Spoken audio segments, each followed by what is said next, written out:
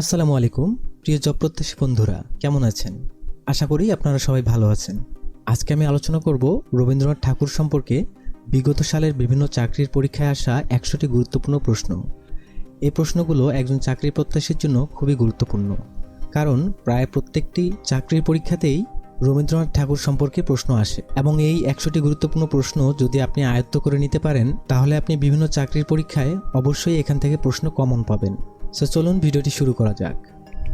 প্রশ্ন 1, ভানুসিংহ ঠাকুরের পদবলী এর রচয়িতা কে? রবীন্দ্রনাথ ঠাকুর। প্রশ্ন 2, সোনার তরী কাব্যগ্রন্থের রচয়িতা কে? সঠিক উত্তরটি হবে রবীন্দ্রনাথ ঠাকুর। প্রশ্ন 3, রবীন্দ্রনাথের প্রথম লেখা ছোট গল্প কোনটি? সঠিক উত্তরটি হবে ভিখারিণী। প্রশ্ন 4, আমি এ কথা এ ব্যথা সুখ ব্যাকুলতা কাহার চরণ তলে দিব নিছনি। রবীন্দ্রনাথের এ গানে নিছনি কি অর্থে ব্যবহৃত হয়েছে? বন্ধুরা, এই প্রশ্নটি কিন্তু 37তম বিসিএসে এসেছিল। সঠিক উত্তরটি হবে পূজা অর্থে। প্রশ্ন নম্বর 5, কোন গ্রন্থটি রবীন্দ্রনাথ ঠাকুরের রচিত নয়? সঠিক উত্তরটি হবে ঘুম নেই। প্রশ্ন নম্বর 6, ছবি কবিতাটি রবীন্দ্রনাথ ঠাকুরের কোন কাব্যগ্রন্থের অন্তর্ভুক্ত? সঠিক উত্তরটি হবে বলাকা। প্রশ্ন নম্বর 7, চতুরঙ্গ গ্রন্থটি কার রচিত? সঠিক উত্তর হবে রবীন্দ্রনাথ ঠাকুর। রবীন্দ্রনাথ ঠাকুর কোন গ্রন্থের জন্য নোবেল পুরস্কার পান?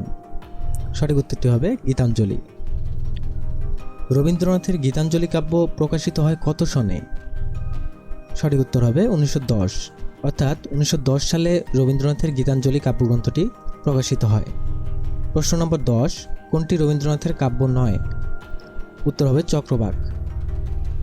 প্রশ্ন নম্বর 11, রবীন্দ্রনাথ ঠাকুরের জন্ম তারিখ 25 বৈশাখ 1861 সালের মে মাসের কোন তারিখ ছিল? সঠিক উত্তরটি হবে 7 তারিখ, অর্থাৎ রবীন্দ্রনাথ ঠাকুর 25শে বৈশাখ 1861 সালের মে মাসের 7 তারিখে জন্মগ্রহণ করেছিলেন। প্রশ্ন নম্বর 12, রবীন্দ্রনাথ ঠাকুরের জন্ম 1861 খ্রিস্টাব্দের 7ই মে। প্রশ্ন নম্বর 13, রবীন্দ্রনাথ ঠাকুরের মৃত্যু দিবস কোনটি? সঠিক উত্তর হবে 22শে শ্রাবণ। প্রশ্ন নম্বর 14, কোন সালে রবীন্দ্রনাথ ঠাকুরের জন্ম শতবার্ষিকী পালিত হয়? উত্তর হবে 1961 সালে। প্রশ্ন নম্বর 15, 22শে শ্রাবণ কেন স্মরণীয়? কারণ কবিগুরু রবীন্দ্রনাথ ঠাকুরের প্রয়াণ দিবস। রবীন্দ্রনাথ ঠাকুরের জন্মদিন কোনটি? 25শে বৈশাখ 1268 বঙ্গাব্দ। বাংলা সাহিত্যে বিশ্বকবি হিসেবে পরিচিত কে? রবীন্দ্রনাথ ঠাকুর। হিং টিং শট কবিতাটি রবীন্দ্রনাথের কোন কাব্যগ্রন্থ থেকে নেওয়া হয়েছে? সঠিক উত্তরটি হবে সোনার তরী। প্রশ্ন নম্বর 19, ভানুসিংহের ঠাকুরের পদাবলীর ভাষা ব্রজবুলি। প্রশ্ন নম্বর 20, রবীন্দ্রনাথ ঠাকুরের পূর্বপুরুষের আদি বসতি কোথায় ছিল? খুলনার দক্ষিণ ডিহি। কোনটি রবীন্দ্র রচনার অন্তর্গত নয়? অগ্নিগ্রাসী, বিশ্বত্রাসী, জাগক, আবার আত্মদান। প্রশ্ন নম্বর 22, which Bengali poet was awarded the title night? অর্থাৎ কোন বাঙালি কবি নাইট উপাধি পেয়েছিলেন? সঠিক উত্তরটি হবে রবীন্দ্রনাথ ঠাকুর, অর্থাৎ রবীন্দ্রনাথ ঠাকুর নাইট উপাধি পেয়েছেন। রবীন্দ্রনাথ ঠাকুর মৃত্যুবরণ করেন 1941 সালে। 25শে বৈশাখ কার জন্মদিন? উত্তর হবে রবীন্দ্রনাথ ঠাকুর। কালান্তর শীর্ষক প্রবন্ধ গ্রন্থের রচয়িতা কে? রবীন্দ্রনাথ ঠাকুর। রবীন্দ্রনাথ ঠাকুরের কোন কাব্যে গতিতত্ত্বের প্রকাশ ঘটেছে? সঠিক উত্তর হবে বলাকা। রবীন্দ্রনাথ ঠাকুর নোবেল পুরস্কার লাভ করেন 1913 সালে।